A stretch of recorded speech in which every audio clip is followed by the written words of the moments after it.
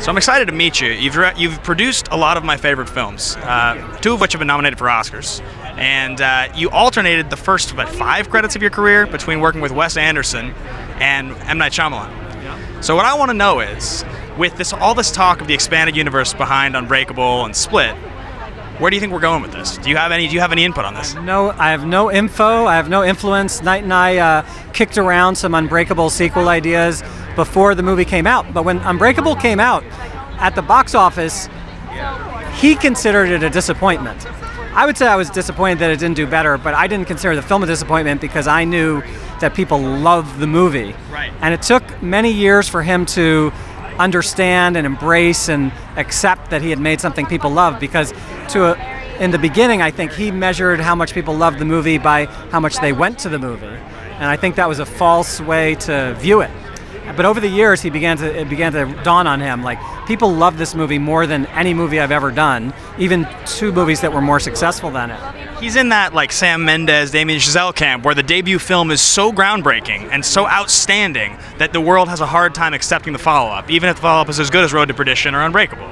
Yeah, well, I also think that we mismarketed the movie because we kind of said, there's this guy and he survives an accident, and we create a mystery of why he would have survived it. And since the last movie was about something so profound as connecting with the afterlife, I think people felt like the answer was going to be something equally profound. And the answer on Unbreakable is, no, this is just a comic book movie. Right. And it's a good comic book movie, but it's quote-unquote just a comic book movie, which is, in a way, it's about mythology. It's not intended to be shallow. But I think people found that very disappointing when the movie first came out, and it was partly because of the way it was pitched to them, as opposed to if we had just said, for his next act, what he's doing is a comic book movie, but a different kind of comic book movie, then their expectations maybe would have been lower about the profundity of it, and I think the movie would have done better at the box office, but that's Monday morning quarterbacking on my part. Do you think, because back then, when you guys were working on that film, we were not living in the world we are now, where a comic book movie was this sexy thing that everybody wanted to make. At the time, it was brand new, and it was, can we make another X-Men? Can we make another Spider-Man? Is this going to work? Were you guys almost afraid of billing it as a comic book movie in some ways for that reason? It had to be more of a drama, you think? Well, that's a little bit of a 2017 view of it, because a comic book movie wasn't good or bad back then. There just weren't that many of them. No, we were trying to push the superhero angle. We thought that was a commercial idea, but it's a little bit of a giveaway. It's more, we were worried about giving away the plot, so we wanted to say as little as possible, and the mystery misled people into thinking it was something that maybe it wasn't.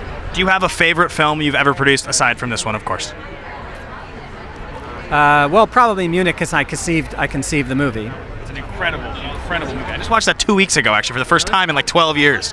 Yeah, unbelievable movie. Everybody. Daniel Craig. I love watching Daniel Craig before he was 007. Yeah, he was. He learned that he got the part of Bond while we were shooting, and so it was really exciting for him. And there was one night where we were shooting a very tense, suspenseful scene, and right before we were going to push action, Steven Spielberg pushed his boombox, and it was on 10, and the Bond theme blared out, and everybody just started laughing, and it was one of the most awesome on-set moments of my life.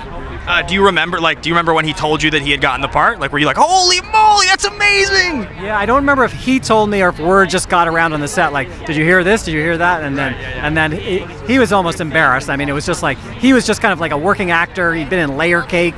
You know, he wasn't a big star. No, it's the coolest thing ever. And he was, you know, he had a long struggle. He wasn't like a big star right off the bat. So it's cool when somebody who's worked hard and just kind of like been a kind of like lunch pail kind of actor gets a big break like that. It's super awesome. That's an unbelievable story. My friend, thank you so much for talking to me, and congratulations. Excited to see the movie. Sat down and saw a movie depicted my life.